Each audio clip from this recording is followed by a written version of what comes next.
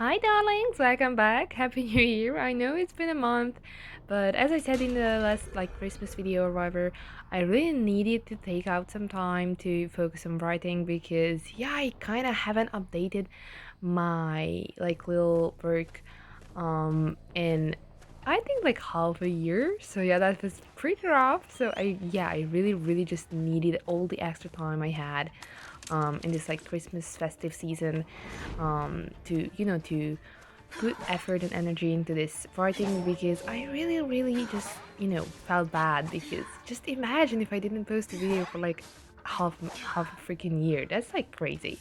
Anyways, yeah, miss you guys and hope you don't mind my little disappearance, although it wasn't nearly as long as the previous one. I don't know. Point is, yeah, we have a pretty basic map with lovely Ezreal, with the accessory that originally matches him, like the Galaxy accessory Astral Mirrored Astral Device. Yeah, that's the name. Sorry, I'm getting a bit rusty because I haven't really been playing that much recently. But yeah, this match is can be interesting if you think about it because you see, there are four freaking harassers in the team, and Composer is the only decoder, and yes, I usually tell you guys, it's really important in these scenarios that you kind of have to focus on the one that isn't really necessarily the one kiting. But as you can see, Wildling left and he wasn't really supported by Enchantress nor Prospector for the kite, so the harassers actually knew what they were doing because they didn't just group on at 5 ciphers to harass me, but rather went to the code, which was the right decision for the team. And as you could see in the early game, I really focused on making the Wildling get on his board and then took a picture almost immediately because as I told you a million times, really a million times, you can really farm the presence of the Wildling on the board because that's you need one more hit after Wildling and your full presence. So yeah, I always tell you guys, if there's a Wildling in your match, don't be afraid. It just means you will have full presence so fast. And another quick little tip against him is if you take a picture of him while he's on his board, then hit the board just once even in photo word. If he boards his board in real word and photo word ends, then just because of that slight damage or any difference between the board's damage and his photo word's board's damage, he will forcefully get off the board. So that kind of something that can help you catch him if you are chasing him like a crazy person and like I am. But yeah, in this scenario, I feel like the team messed up a little because they really just wanted to save a mirror image. And Enchantress and Prospector were both here to save Wildling's mirror image when the good thing would have been for Wildling to just get as far away as possible. And now, as you can see, I have Enchantress down and found her even, and Prospector and Wildling are both injured. So basically, with this move, they kind of just forced the Composer, the only decoder and the only character full health, to save from basement. So yeah, it's kind of I don't know, maybe this was the time when the team kind of messed up, or where it was obvious that I would be successful in this match because yeah, it was just a hard setup after that. And yeah, I understand, you obviously want to save your teammate, you obviously don't want them to go down after photo word, but you just really have to weigh the different choices you have and think about the options beforehand so you will know where it leads if you decide to go all out for saving a mirror image. Here, as you can see, I didn't really worry that much about the Composer. I just go down right now to go cheer him, and that was because I knew he was in basement. And the Wildling here, in my opinion, I don't play Wildling, but I do play Rescuer.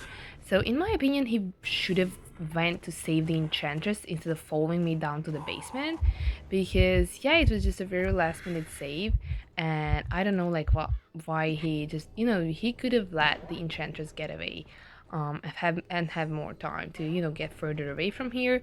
But regardless, I went back to the Composer down the basement, and yeah, they were kind of just both there with with like, you know, me basically free to hit them, at least one of them. And of course I did hit Composer because, well, he's the only decoder and he was the only one who could maybe make a comeback um for the team if he managed to get away from me. But yeah, I kind of just downed him fully, and I only had the Wildling here now. I just wanted to make sure he finally leaves because honestly he can be a little annoying. But you know, to be honest, I don't think I think he's like one of the worst harassers in those terms, because even if the dash is successful, I don't think the survivor gets out of the balloon necessarily like every time. So yeah, I don't know, I as once again I don't really play him. I basically, I think I went or like I used his character like once for a joke, and yeah, that's all I know about him. So yeah, correct me if I'm wrong, but yeah, I don't think he's that strong of an opponent for basically any hunter. He's of course very hard to catch, but I feel like Jojo has a little advantage, as I said, because of this thing with photo word and when you hit the board and stuff. So like he has to get off. But yeah. So as you can see, I'm in an ideal scenario basically because the decoder is eliminated and all the other characters left who are harassers, all of them are injured. So yeah, even in photo word and real word, so it didn't really matter necessarily that they could heal or not because I knew which cipher they were working on and stuff. So yeah, it's just kind of just, you know, self-explanatory that it's going to be a successful match for me. But well, while this lovely match plays out till the end with the one cipher and the three survivors alive, let me just tell you guys, like, partially why this video took so long to publish. Like, first of all, I wanted to publish the first video of the year, kind of like, I don't know, like a week ago or something, because some days I just had time to, you know, put some effort into narrating the video and like making it, recording it, whatever.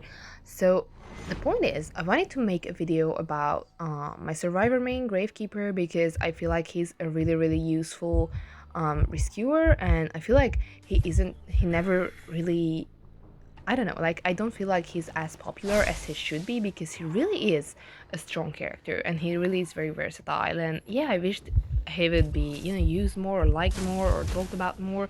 So yeah, I wanted to just kind of talk about my experience with him, and I even had a match saved from long ago. It was against, I think, a Joseph player from like, I don't even know, a few months ago.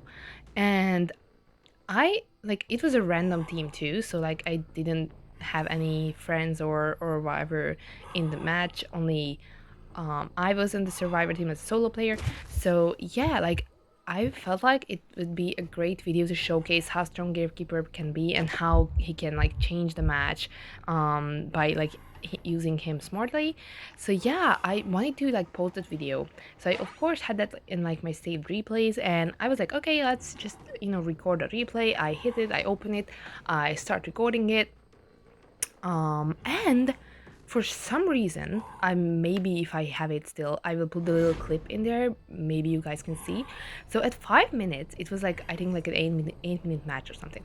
So at 5 minutes, the replay started like reconnecting and lagging. You know, when as if I just got reconnected to the whole game, and it was just stuck at the exact same second.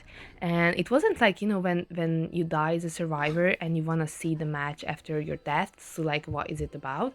No, it was like I was alive, I was just going for my, I don't know, second or third save of that match, and everything was like seemed to be okay, nothing, no abnormalities were there. So I don't know why, but it just never let me get past that 5 minutes something mark. And I tried 10 times. I restarted my phone, I restarted the game, I did everything, high graphics, low graphics, I tried everything I could. And honestly, I really don't know what the matter is, or maybe like it's a privacy setting from the hunter or any of the survivors. I really have no idea. But the point is, I will hopefully have another match of Gravekeeper for you guys to post. But I hope you still enjoyed this one as well. Alright, thank you for watching. See you in the next one. Bye bye!